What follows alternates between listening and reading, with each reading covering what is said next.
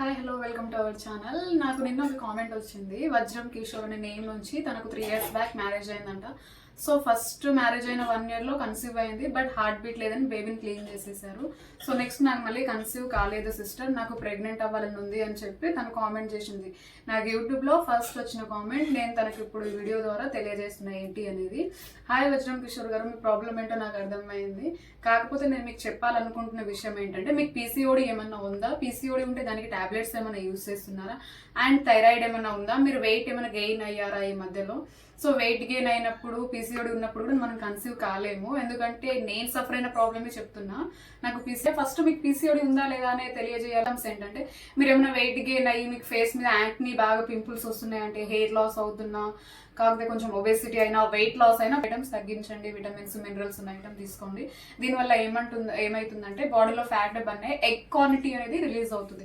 Eggs release అవుతూనే ladies conceive అవుతారు. Egg release అవుతుందా లేదా అనేది మనం ఇంట్లోనే ఎలా తెలుసుకోవచ్చు? అండ్ ఎగ్స్ రిలీజ్ అయినప్పుడు మనకి ఎలాంటి సిమ్టమ్స్ వస్తున్నాయి? ఎగ్ రిలీజ్ అయితే మనం రెగ్యులర్గా రావండి. పీరియడ్స్ రెగ్యులర్గా రావాలి అంటే మనం డైట్ చేసుకోవాలి, కొంచెం వెయిట్ లాస్ అవ్వాలి. నా పీసీఓడి ఉన్నప్పుడు నా జర్నీ ఎలా చేశానంటే, నేను స్టాఫ్ నర్స్ కదా, డ్యూటీకి వెళ్ళిపోయి అక్కడ స్టెప్స్ యూస్ చేస్తున్నాను. అండ్ ఫుడ్ లిమిట్లో తీసుకున్నాను, వాటర్ ఎక్కువ తీసుకున్నాను.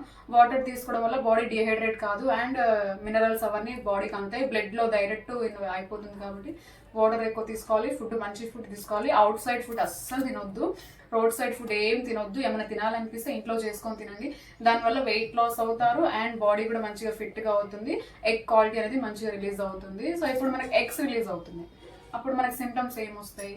సో లేడీస్కి అయితే వైట్ డిశ్చార్జ్ ఎక్కువ అవుతుంది. అంటే పీరియడ్ వచ్చిన 14th డే నుంచి 17th అంటే మధ్యలో 3 days అనేది లేడీస్లో ఓవరీస్లో ఎగ్స్ మంచిగా రిలీజ్ అవుతాయి. ఆ క్వాలిటీ ఎగ్స్ రిలీజ్ అయితేనే మనం కన్సీవ్ అవుతారు. కాకపోతే కొందరికి క్వాలిటీ టైప్స్లో ఎగ్స్ రిలీజ్ కావు.